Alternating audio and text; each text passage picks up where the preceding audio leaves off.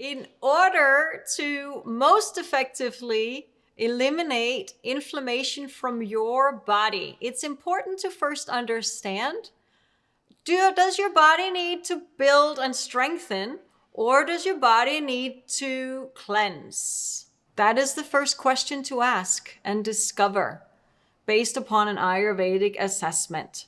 So if a person is feeling weak, if a person is lacking strength, having very poor digestion, feeling very exhausted, tired, then it needs to build strength. The immune system has got to be strengthened first, and the body's got to be strengthened before we can do any cleansing and getting rid of the inflammation. However, if a person is strong and able to cleanse, then we can successfully get rid of the deep-seated inflammation in the body. So how do we do that? In Ayurveda, a cleansing procedure is in 3 stages.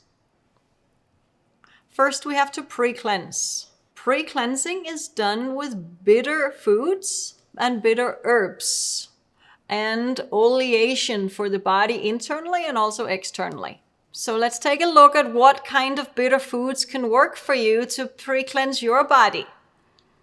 There is a wonderful vegetable in India called Kerala, bitter melon. It is very bitter. We can find it here in the Asian stores and the Indian stores, and you can get it. It looks like a little cucumber dragon. It's a cucumber with spikes on it. And there are specific ways to cook it.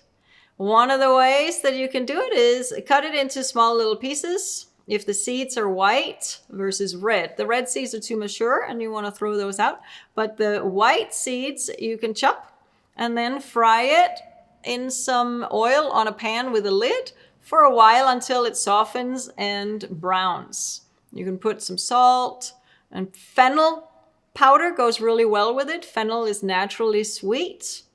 And then a little cayenne pepper. You have a really nice meal of Kerala, bitter melon. It will help to pre-cleanse the body, pre-cleanse your liver, pre-cleanse the blood. Herbs that we use are guduchi, is a bitter tonic that works so great for the liver. It's tridoshic, so it's pretty much, it works for anybody. So it's very mild cleansing. So even for the person that needs to build, they can take safely some guduchi as well. But some more bitter herbs are like neem or mangista or kutaja. These are herbs that are very cleansing in nature and can kill fungi and parasites, krumi, and can purify the blood. Then you want to oil the body. In order to really effectively, I'm talking effectively, there are a lot of cleanses in terms of fasting and different things like that you can do. But to really get to the root of your inflammation in the body and get that out, these steps of the Ayurvedic cleansing are very important. So pre-cleansing to lubricate the body, so the body releases the toxins and the inflammation, then you can flush it out. How to lubricate the body?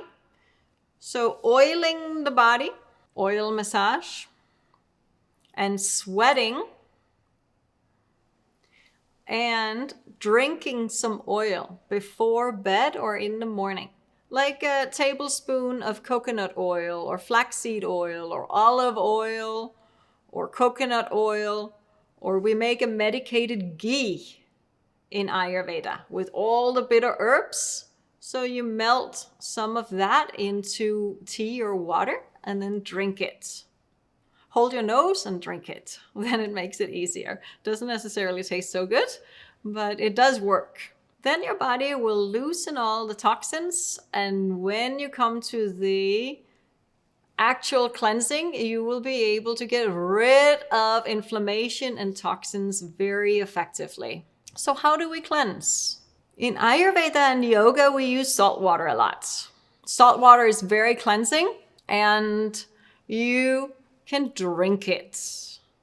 It's purgative and laxative in nature. So when you drink salt water on an empty stomach, you will have some diarrhea in a little bit after drinking it. That way you expel all the toxins and the inflammation. It is very effective. It is specific for the small intestines, which is the seat of Pitta dosha. Inflammation is mainly due to your Pitta dosha. Which element is Pitta? You can refer back to the philosophy video. I will also give you the answer here. It is the fire element. The fire element rule your blood and your liver, gallbladder, important organs, small intestines. Too much heated food, too much heat will cause more inflammation. So we cleanse it out with this purge, viragen, it's called.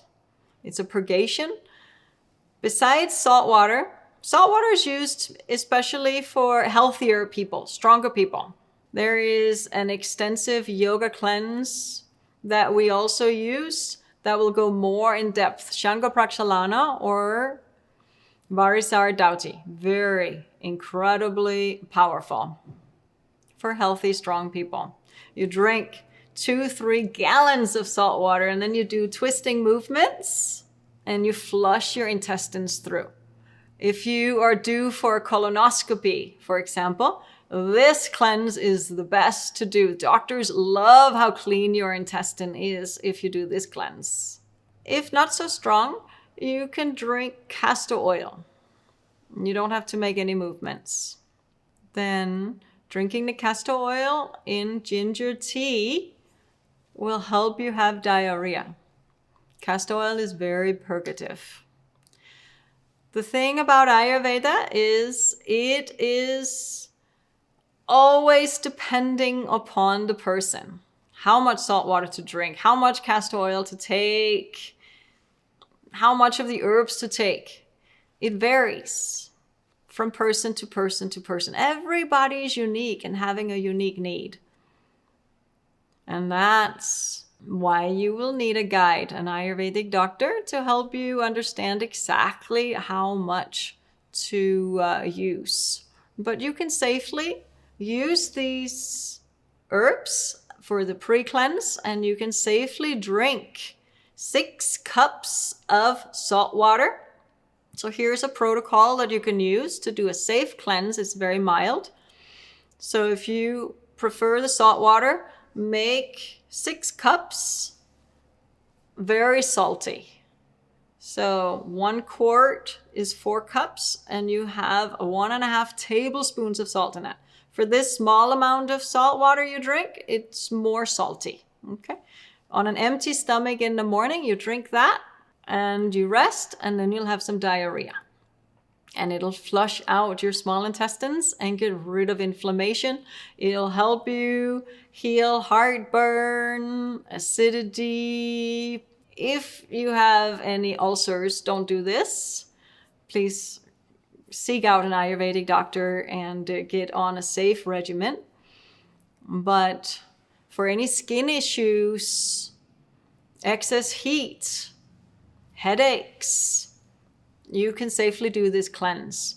If there are issues with the gallbladder or the liver, this is a safe cleanse to do.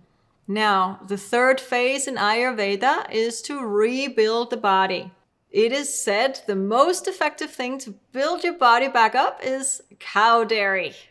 Now, when was Ayurveda written? The scriptures of Ayurveda were written thousands of years ago. We have a different way of dealing with our cows in the West. So here in the West, the cows are not necessarily treated so well anymore. So be careful what kind of cow dairy you choose. If you can get it raw from a cow, get mainly grass and so forth, it is safe. But otherwise, it's really nice to use different alternatives. Substituting the cow dairy and using almond. Almond is also very rejuvenative. So drinking almond milk, eating almond cheese, almond yogurt, and so forth is safer to build the body back up. Other herbs that are very helpful to rejuvenate the body are shatavari, vidari, ashwagandha. They all have heavy quality to build the body back up. So this is how you can effectively get rid of the deep-seated inflammation that can cause so many problems in the body, including arthritis, including acidity, headaches, skin issues, itching, and so forth. Another herb that is very good for rejuvenating the body, which is overlooked and not known for its rejuvenating building effect, is called Bringaraj. Bringaraj is in the scriptures more written about cleansing the blood and for skin issues to purify the body. Working with the energetics of the herbs and seeing the results in people. Bringaraj is more building than most people think it is. So when it comes to purifying, don't use Bringaraj to begin with. Use Bringaraj more in the building and you will find more successful results.